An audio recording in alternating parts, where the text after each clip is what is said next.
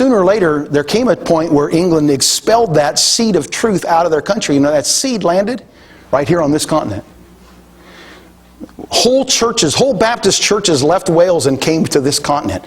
Christians came. They say that every boat that came across in the 1600s, that every boat that came from Europe to this continent had a Baptist on it.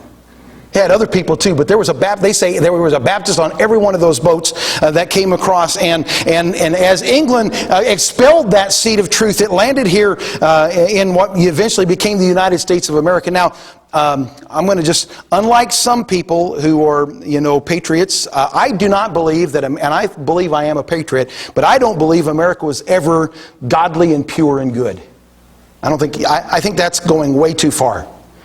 To say that there was ever a time in America's history that this country was godly, and that this country was pure, and that this country was a good country. I don't think we can, I think it's going too far to ever say that. And I say that because your Baptist forefathers and my Baptist forefathers were persecuted very heavily. Right. Even after England stopped persecuting Baptists, Baptists were still getting persecuted right here. Yes. Up until, all the way through the American Revolutionary War, Baptists were being persecuted in South Carolina.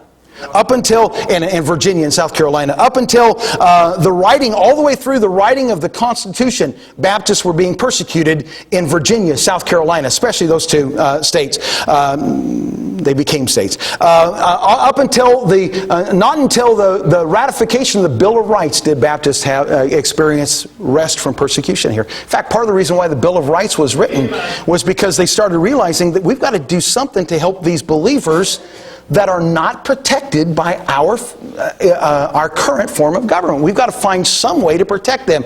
And Thomas Jefferson and James Madison, those guys said, they began putting together, of course Jefferson's gone while all this happened. He's in France enjoying, the food over there. And but Madison, those guys, they're writing the Constitution, putting it together, and they're saying we've got to put together something where the Baptist people, and not just the Baptists, but those who are not part of the traditionally established churches, where they are protected in this land.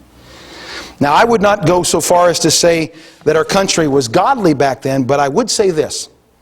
I would say that all of our founders were men who sought God as best as they knew, and they sought God as they found Him in the Bible. I don't think they were all godly. I don't think they were all saved. I don't think you can just say they're saved because they read a Bible or had a Bible. I don't think that that's the truth. But they were men who believed that there was one God, and His Son was Jesus Christ, and you found Him in the Word of God.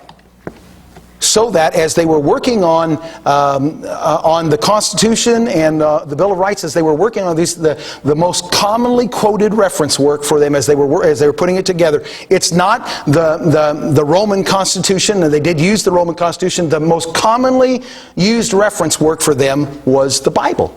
They studied the Bible to put together our Constitution. Our country may not have been godly ever, but God was using those men. God was using them. The result was a nation that was blessed.